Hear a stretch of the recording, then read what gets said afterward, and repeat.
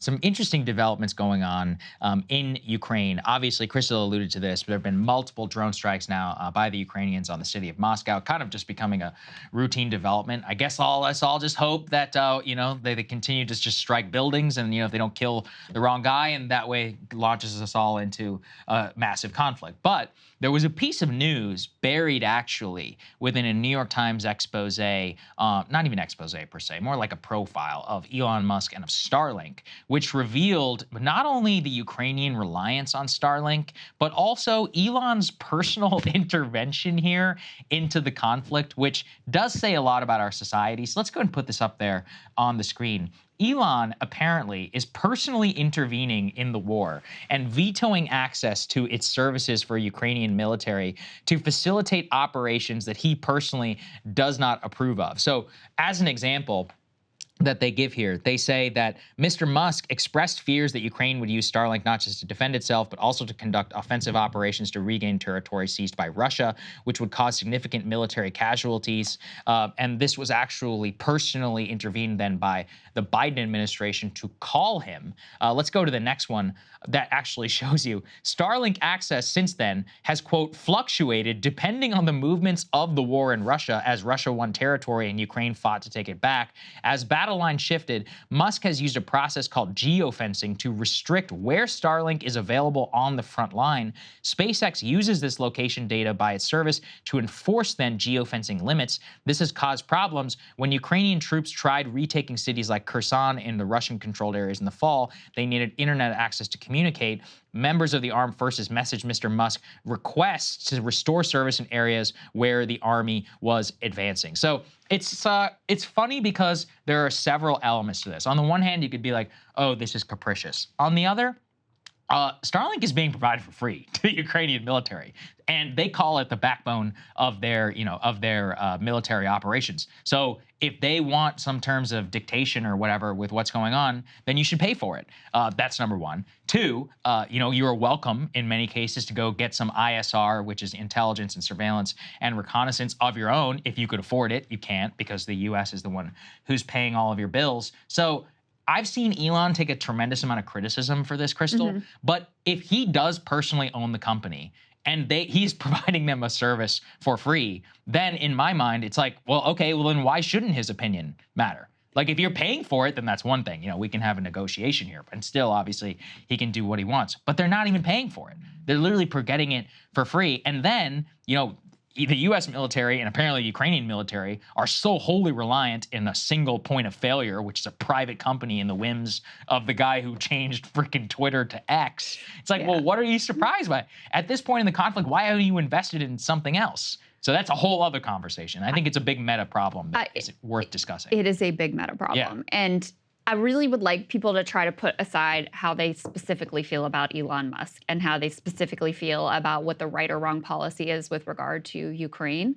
We should not be outsourcing key state functions to any one person, period. Because when he gave access to Ukraine to Starlink, he's celebrated, but then you didn't realize that you were then giving him a say in what your foreign policy as the supposedly most powerful nation on the planet, what your foreign policy is. I mean, you're basically putting that in his hands.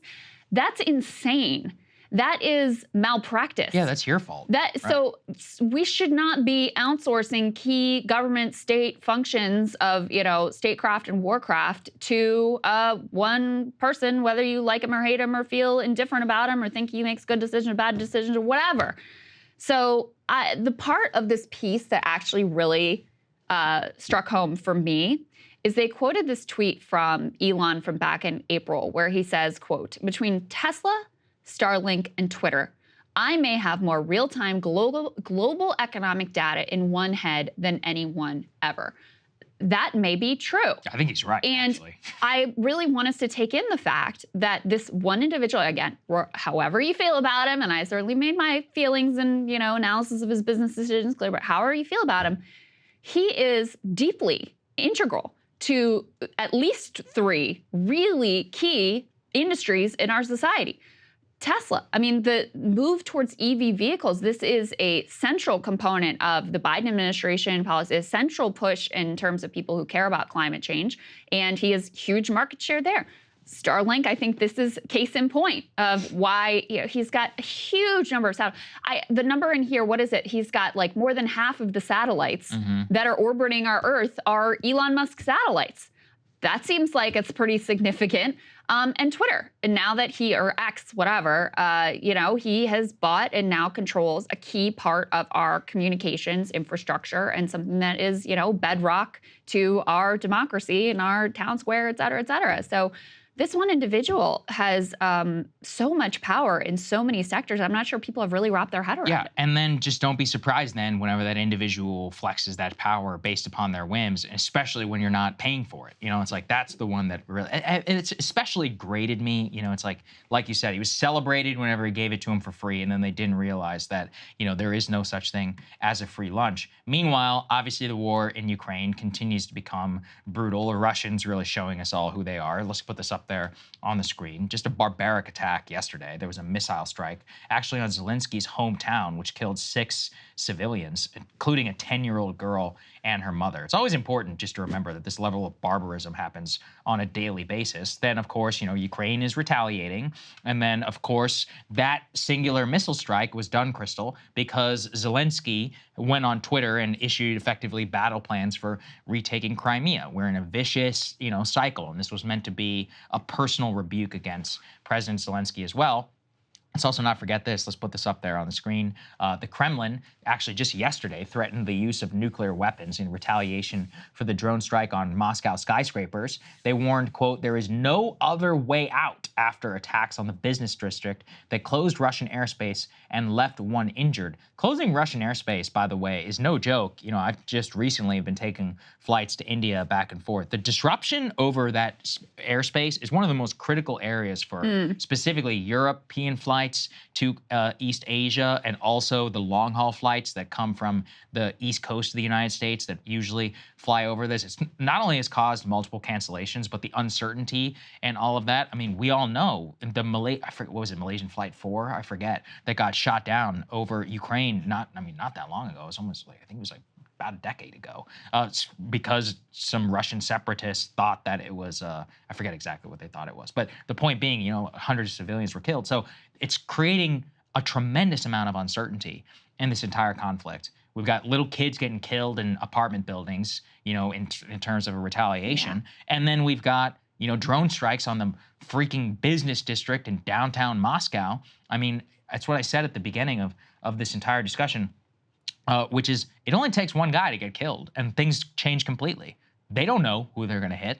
They could hit, somebody who's like the cousin of whatever, some person who's very special up in there, and the whole conflict could change completely overnight. So anyway, it's always just a reminder that like there's a tremendous amount of uncertainty and risk and trauma and all that actually comes to a real war. It's not just a video game that people are playing on Twitter. I mean, it's literally a live fire exercise. Right. And so it appears that the Ukrainians have been trying to target these sort of like symbolic targets, ministries. You've had little in the way of casualties in terms of these attacks directly on Moscow right now. I mean, their intent is to terrorize the citizenry. And I think that's really the intent. You can see some of the videos that people post and, them screaming in terror as they see drone strikes on their city. And it's understandable when you consider the horror that the Russians have inflicted on Ukrainian civilians.